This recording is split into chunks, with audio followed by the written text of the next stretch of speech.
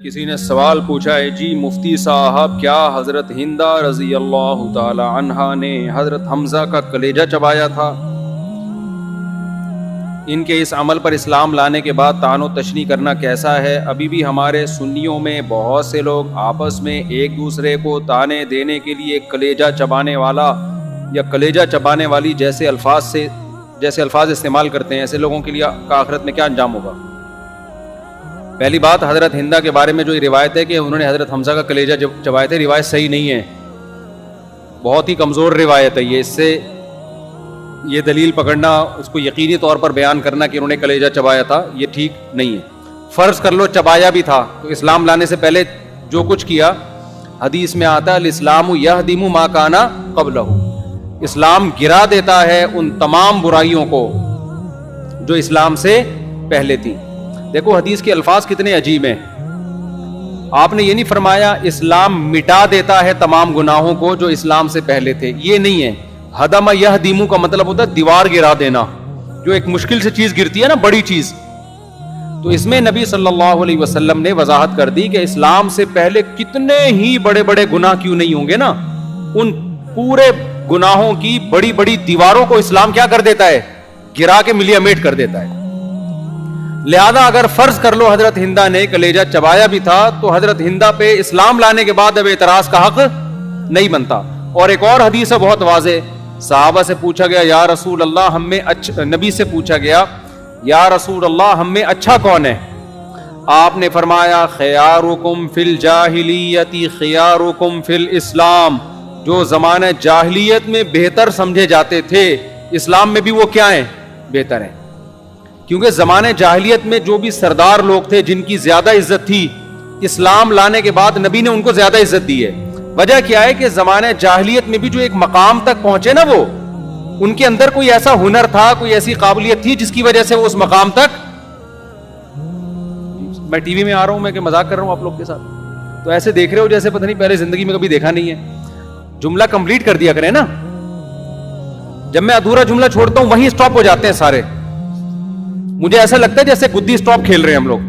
پہلے کھیلتے تھے نا گدی اسٹاپ، یاد ہے آپ لوگ کو؟ اب تو بچوں کو موبائل سے فرصت ملے تو ہمارے یہاں ایسے ہوتا تھا، رکھ کے گدی پہ تھپڑ مارا اور اسٹاپ کر دیا نا، یوں کر کے وہ وہیں اسٹاپ ہو جاتا تھا، اس کی جیب میں جو کچھ ہے نکال لیا. تو میں نے تو آپ کی گدی پہ کچھ نہیں رکھ کے لگایا جو آپ ایک دم سے اسٹاپ ہو جاتے ہیں. تو نبی صلی اللہ علیہ وسلم نے فرمایا جو زمانے جاہلیت میں بہتر تھے وہی اسلام میں بھی بہتر ہیں.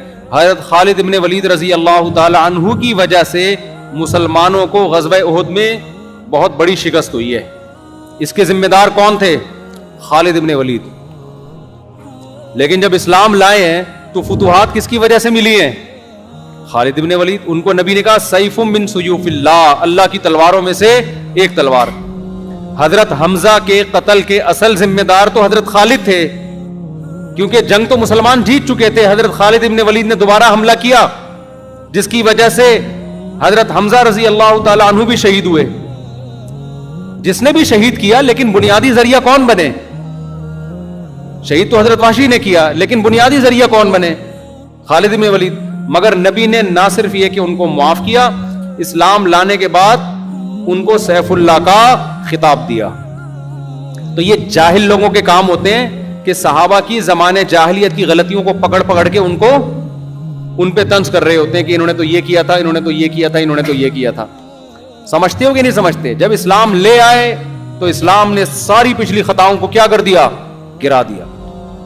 تو حضرت ہندہ رضی اللہ تعالی عنہا کی یہ فضیلت ہے کہ اللہ نے 28ویں پارے میں جو عورتیں نبی سے بیعت ہونے کے لیے آئی تھی نا، ان میں حضرت ہندہ بھی تھی. ان کا قرآن میں اللہ نے تذکرہ کیا ہے، یا ایھا النبی اذا جاءک المؤمنات، جب مومن عورتیں آپ کے پاس آئیں، یبایعنک، آپ سے بیعت کر رہی ہوں، اللہ یشرکن باللہ شیئا، آج کے بعد اللہ کے ساتھ کسی کو شریک نہیں کریں گی، ولا یسرقنا، چوری نہیں کریں گی، ولا یزنینا، زنا نہیں کریں گی. تو ان میں حضرت ہندہ رضی اللہ تعالیٰ عنہ بھی شامل تھی جو بیعت ہو رہی تھی. تو قرآن نے کیا کہا؟ جو مومن عورتیں آپ کے پاس بیعت ہونے کے لیے آ رہی ہیں، فبایعنہ، ان کو بیعت کر لیں آپ. تو اللہ نے ان کو کیا کہا؟ مومن. سمجھتے ہو؟ اچھا یہ مطلب نہیں کہ معاذ اللہ انہوں نے زنا کیے ہوئے تھے، چوریاں کی ہوئی تھی تو نبی ان سے عہد لے رہے ہیں. اسلام جب بھی کوئی لے کر آتا تھا نا تو اس سے بڑے بڑے گناہوں سے اجتناب پر بیعت لی جاتی تھی,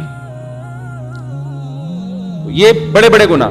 اور حضرت ہندہ رضی اللہ تعالی عنہا جب بیعت نبی صلی اللہ علیہ وسلم لے رہے تھے نا, یہ آیت آپ نے پڑھ کے سنائی کہ ولا یقتلن اولادہن, اپنے بچوں کو غربت کے خوف سے قتل نہیں کریں گی. تو حضرت ہندہ نے فرمایا یا رسول اللہ قتل تو آپ نے کیے میدانوں میں ہمارے بچے, ٹھیک ہے نا, ہم کیوں قتل کریں گے اپنے. وہ بڑا کانفیڈنس تھا ان کے اندر. نبی صلی اللہ علیہ وسلم آپ کی یہ بات سن کے غضبناک نہیں ہوئے. بڑا دلچسپ واقعہ بھی پورا ذہن میں نہیں ہے. جیسی نبی کہتے ہیں نا یہ نہیں کرو گی یہ نہیں کرو گی, تو انہوں نے تو وہ ہر بات کا نبی صلی اللہ علیہ وسلم کو جواب دے رہی تھی, کیونکہ سردار تھی نا, سردار کی زوجہ تھی, حضرت ابو سفیان کی زوجہ تھی. تو ابو سفیان بھی سردار, ان کی زوجہ بھی, ذہن کیا تھا سرداروں والا. تو نبی صلی اللہ علیہ وسلم نے ان کی بات کو سن کے ان پہ ناراضی کا اظہار نہیں کیا, تو کانفیڈنس تھا ان میں. اس کے بعد کیا ہوا حضرت ہندہ, حضرت ابو سفیان رضی اللہ تعالی عنہ اپنی زوجہ حضرت ہندہ کو میدان جنگ میں لے کر گئے ہیں. کیوں لے کر گئے ہیں؟ اس لیے کہ لڑائی بڑی سخت تھی. اگر میں میدان سے فرار ہوا تو میری بیوی مجھے فرار کے تانے دے گی. سمجھتے ہو کہ نہیں سمجھتے؟ عرب بعض دفعہ یہ کرتے تھے, میدان جنگ میں اپنی عورتوں کو لے جاتے تھے کہ اگر ہم بزدلی دکھائی نا, پیچھے ہٹے, تو ہماری بیوی ہمیں تانا دیں گی کہ تم کیسے مرد ہو جو بھاگ رہے ہو. عورت کا تانا مرد سے اگر غیرت ہوگی تو برداشت نہیں ہوتا, بے غیرت ہوگا تو کہے گا بھاڑ میں جائے بیگم, تو ابھی جان بچانی ہے, تو جو مرضی بول. کیا خیال ہے بھائی, غلط تو نہیں کہہ رہا بھائی؟ عورت مرد پہ کیوں مرتی ہے؟ مرد کی مردانگی کی وجہ سے مرتی ہے نا. اگر اس نے قانون پاس نہیں کروایا ہوا, اپنے حق میں بل پاس نہیں کروایا ہوا, تو وہ مرد پہ کیوں مرے گی؟ میں لاہور میں تھا تو مجھے وہاں لاہور کے دوستوں نے بتایا کہ کوئی بھی ہمارے یہاں لاہور میں ایسا آتا ہے نا جو ہائی اللہ ہوئی اللہ والا آدمی ہوتا ہے نا, جس میں تھوڑا لیڈیز پن جھلک رہا ہو, تو ہم اس کے بارے میں کہتے ہیں یہ بل پاس کروا کے آ گیا, لگ رہا ہے اس نے اپنا بل پاس کروا لیا. تو غیرت مند عورت کو ایسا آدمی پسند آئے گا جس نے بل پاس کروا لیا ہو. عورت کی شادی تو مرد سے ہوتی ہے نا, تو اس کو اپنا میاں میدان جنگ میں لڑتا ہوا, اب دیکھو جملہ ہی مکمل نہیں کر رہے, اچھا لگتا ہے. اور زنانہ ٹائپ کا آدمی ہوگا, عورت کو اچھا نہیں لگے گا. اکثر میں ایک واقعہ سناتا ہوں, امریکہ میں کوئی گلوکار نے, کوئی بڑا سنگر تھا, بہت پرانا واقعہ ہمارے بچپن کا, لڑکے بتاتے تھے ہمیں کہ سنگر تھا, بڑا زبردست سنگر تھا, تو لڑکیاں اس میں مرتی تھی. اس کی شادی ہو گئی. امریکن لڑکیاں کہتی تھیں جس سے شادی کرے گا وہ لڑکی بڑی خوش قسمت ہوگی, اتنی فیمس پرسنالٹی ہے. جب اس کی شادی ہوئی نا تو اس کی بیوی نے 6 مہینے میں اس سے طلاق لے لی. تو بڑا عجیب ہوا کہ یار اتنا مشہور سنگر, لڑکیاں اس پہ مرتی ہیں, اور تو اس سے ڈیورس لے رہی ہے, اس عظیم انسان سے جس کی عظمت کی داستانیں پوری دنیا میں سنائی جاتی ہیں. اس نے کہا مجھے اس میں اور اپنے میں کوئی فرق نہیں لگتا. جتنی دیر ڈریسنگ ٹیبل پہ میں تیار ہوتی ہوں, یہ کمبخت بھی اتنے گھنٹے لگاتا ہے ڈریسنگ پہ. کمبخت کے لپسٹک پاؤڈر, یہ تو میں انگلش میں ترجمہ, اردو میں کمبخت ہی ترجمہ ہوگا نا, پتہ نہیں انگلش میں کیا کہا ہوگا اس نے. کہہ رہے کمبخت جتنی دیر لپسٹک پاؤڈر میں مجھے لگتا ہے اس کمبخت کو بھی اتنا ہی ٹائم لگتا ہے, بلکہ ہو سکتا ہے اس سے زیادہ ٹائم لگا رہا ہو. شیشے کے سامنے کھڑا رہتا ہے ہر وقت. آدمی ایسے تھوڑی ہوتے ہیں. اس وقت امریکہ میں عورتیں اپنی نیچر پہ تھی, فطرت پہ تھی. اب وہاں بھی بہت ساری عورتوں نے بل پاس کروا لیا ہے. اس کا نتیجہ نکل رہا ہے کہ ان کو بھی اپنے جیسا زنانہ چاہیے کوئی. سمجھتے ہو؟ تو آدمی تو میں تبھی مردوں سے کہتا ہوں ٹھیک ہے چلو بیوٹی پارلر بھی چلے گئے, دولہا بننے کے لیے تیار ہو گئے, تھوڑی دیر کے بعد نکل آؤ باہر, ٹھیک ہے نا. آدمی دیکھو, ہم تھے, مجھ سے زیادہ کون دولہا بنا ہوگا پاکستان میں, بلکہ پوری دنیا میں. اب زیادہ ہو گیا پاکستان میں, کم از کم میں کہہ سکتا.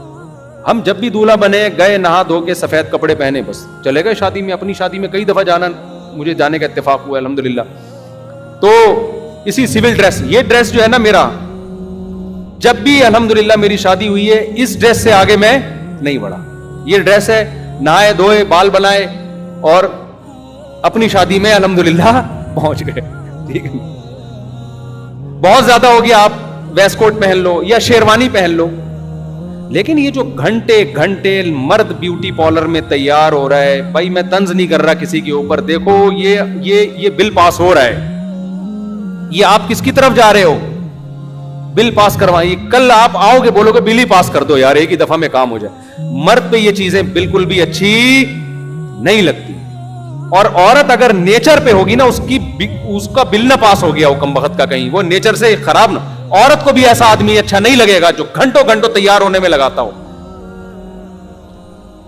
ہمارے والد صاحب اللہ مغفرت کرے, ان کی فوجی آدمی تھے نا, روزانہ ان کا نہانے کا معمول تھا, وہ واش روم میں جاتے کڑک سے نکل آتے. ہم کہتے ہیں ابا آپ نہاتے کیسے ہو بھائی اتنی جلدی؟ کہتے ہیں بھائی ہم فوجی لوگ ہیں. میں نے کہا شاید آپ بغیر صابن کے نہاتے ہیں. کہہ رہے نہیں ہم بیٹا پورے صابن کے ساتھ نہاتا ہوں. جاتے تھے کھڑا کھڑا کھڑا صابن لگایا, نہائے, تولیے سے پوچھا نکل لیے باہر, بس ختم. ڈیلی پابندی سے ان کا نہانے کا معمول تھا. آج کم بخت نہانے کے لیے جاتا ہے یار, پولیس بلانی پڑتی ہے اس کو واش روم سے باہر نکالنے کے لیے. کیا کر رہا ہے یار تو, کیا رگڑائی کر رہا ہے اپنے چہرے کی, پتہ نہیں کیا کیا ہو رہا ہے. بس کرو, صابن سے نہاؤ. میرے بال ابھی تک کالے ہیں, حالانکہ اس عمر میں کالے بال نہیں ہوتے. مجھے نہیں یاد, میں نے زندگی میں سے 3 یا 4 بار شیمپو سے نہا جاؤں گا, 3 یا 4 بار, کیونکہ ہمیں بھی شیمپو بھی ٹینشن لگتا ہے. بھائی اتنا کون اس کو اتارو, بھائی ایک ہی صابن ہے پورے جسم پہ لگاؤ, نہا کے پتلی گلی سے. میں نے واش روم کے ساتھ ایک پتلی گلی بنائی ہوئی ہے باقاعدہ, حقیقت ہے, آپ جا کے دیکھ لیں. کیونکہ بعض دفعہ ادھر ماسی کام کرنے آئی ہوئی ہوتی ہے نا کمرے میں, تو ایک پتلی گلی ہے, بھائی مجھے نکلنا ہے, تو گھر والوں نے ایک پتلی گلی, واش ادھر سے نکل جاؤ, سین سے باہر نکل لو. تو میں صابن سے نہاتا ہوں, میں نے شیمپو نہیں لگاتا. لگانا چاہیے, لوگ کہتے ہیں شیمپو صابن سے بال خراب ہو جاتے ہیں, شیمپو سے صحیح ہوتے ہیں. بھائی ٹائم نہیں ہے یار, خراب ہونے تو بالوں کا بچانا اتنا امپورٹنٹ مرد کے لیے نہیں ہے جتنا ٹائم کا بچانا, اور اتنا بھی کوئی خراب نہیں ہوتے. ان شیمپوؤں پہ کیا بھروسہ کر سکتے ہو یار, آپ کو یہ کوئی آپ کے بالوں کے لیے تھوڑی بنے, بزنس کے لیے بنے. تو یہ چیزیں لیڈیز پہ اچھی لگتی ہیں. سر کا شیمپو الگ ہے اور صابن نہانے والا الگ ہے, اور پھر پتہ نہیں ان کے تو کیا کیا آج کل تکلفات ہے. چلو یار یہ عورت پہ جچتی ہیں یہ چیزیں, یہ ان کی نیچر ہے. اومن ينشأ فی الحلیہ, قرآن کہتے ہیں اللہ نے اس کو زیورات میں, اس کی نیچر ہے. مرد کی یہ نیچر نہیں ہے. جاؤ ڈیٹول سے نہا لو, تیزاب سے نہا لو ایک دفعہ, اگر زیادہ میل کچیل ہے نا سارے جراثیم مر جائیں. شیمپو سے نہا لو, ہم منع نہیں کر رہے آپ کو, لیکن ٹینشن نہیں لو, یہ چیزوں میں کچھ بھی نہیں رکھا ہوا. آدمی آدمی ہونا چاہیے, پجامہ نہیں ہونا چاہیے. سمجھتے ہو گے نہیں سمجھتے؟ تو بات کہاں سے چلی تھی کدھر نکل گئی. میں افسوس اصل میں عورتوں پر ہوتا ہے, ان کو بھی آج کل زنانے مرد پسند ہیں, مرد ہی نہیں ان کو اچھے لگ رہے آج کل لیڈیز کو. تو مرد, پہلے زمانے میں عورت کو آدمی اچھا لگتا تھا. تو میں حضرت ہندا کے فضائل بیان کر رہا تھا. وہ لوگ چونکہ نیچر پہ تھی تو وہ گئی ہیں میدان جنگ میں, پیچھے کھڑی ہو گئی نا حضرت ہندا رضی اللہ تعالی عنہا, اور بھی صحابہ تھے, ان کی ازواج تھیں ساتھ میں. تو بڑی سخت لڑائی تھی, تو رومیوں سے لڑائی تھی بہت سخت نا, ان میں ڈر تھا. تو ان کی حضرت ہندا کی پوری شاعری یا تاریخی کتابوں میں ملتی ہے. جب ابو سفیان کے اور دیگر صحابہ کے قدم اکھڑے پیچھے کی طرف آئے, تو حضرت ہندا نے شاعری شروع کر دی, غیرت دلائی ہے کہ اے ابو سفیان, تم گھر میں تو بڑی مردانگی کے دعوے کرتے ہو, آج میدان جنگ میں تمہیں کیا ہو گیا. جب انہوں نے شاعری سنائی ہے نا, تو حضرت ابو سفیان اور دیگر صحابہ واپس پلٹے کہ بھائی اس ذلت کی موت سے بہتر ہے عزت کی شہادت. کیا خیال ہے بھائی, گھر میں جانا ہے بیگم کے پاس ہی ہے نا, بیگم کہے گی ادھر تو مردانگی نہیں تھی, گھر میں آگے روب جما رہے ہو, میں ہسبینڈ میں ہوں, میں تمہارا رشتے میں کیا لگتا ہوں, شوہر. بیگم کہے گی آپ شوہر ہیں لیکن لگتے بالکل بھی نہیں ہیں. یہ بولیں کہ میں شوہر ہوں, یہ نہ بولے کہ میں لگتا بھی ہوں. لگتے نہیں ہیں آپ, میدان جنگ میں نہیں لگ رہے تھے آپ بالکل بھی, لہذا مجھے بالکل بھی پسند, وہ سنا ہے نا لطیفہ, بالکل بھی پسند نہیں ہے. تو یہ حضرت ہندا کی بہادری تھی, شجاعت تھی. حالانکہ اس بات کا ڈر تھا کہ ابو سفیان شہید بھی ہو سکتے ہیں, میں بیوہ بھی ہو سکتی ہوں, لیکن حضرت ہندا کی اسلام کے لیے خدمت, کوئی بات نہیں, میدان جنگ میں شوہر شہید ہو جائے, میں بیوگی کا دھبا برداشت کر لوں گی, مسلمانوں کو میدان جنگ میں بھاگنا برداشت نہیں کروں. آج عورت میں یہ جذبہ ہے, کوئی جا رہا ہو مجاہد بارڈر پہ لڑنے کے لیے, بیگم تو رو رہی ہوگی بیچاری, آئے میرا میاں گیا مارکیٹ سے شارٹ ہو گیا تو میرا کیا ہوگا, میں تو میاں لیس ہو جاؤں گی. لیکن حضرت ہندا نے جب قربانی دی ہے نا اسلام کے لیے, بڑی قربانی دی ہے, میدان جنگ میں اپنے شوہر کو کہ لڑو, اسلام کا مسئلہ ہے بھائی, اسلام کو شکست نہیں ہونی چاہیے. سمجھتے ہو؟ تو جو کم ظرف لوگ ہوتے ہیں کبھی محمد بن قاسم کو برا بلا کہنا شروع کر دیتے ہیں. جتنے ہمارے اسلامی ہیروز تھے نا, آج ایک باقاعدہ پلاننگ کے تحت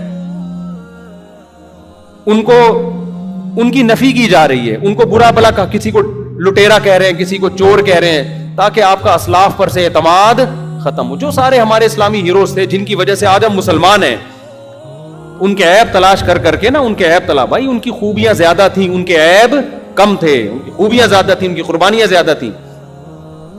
میں نے محمد بن قاسم پر پورا ایک ٹیلی ویژن چینل کو نا اس کی ہسٹری پر ایک پورا میرا بیان ہے. تو آج کل محمد بن قاسم کے حوالے سے بھی بہت کچھ غلط پھیلایا جا رہا ہے. تو میرا پورا چینل کا نام بھی بھول گیا ہے کون سا چینل تھا. رمضان سے 1 مہینہ پہلے میں نے محمد بن قاسم کی ایک ہسٹری پوری بیان کی تھی. اس پہ جو اعتراضات ہوتے ہیں وہ یوٹیوب پہ سرچ کریں گے, مل جائے گا انشاءاللہ.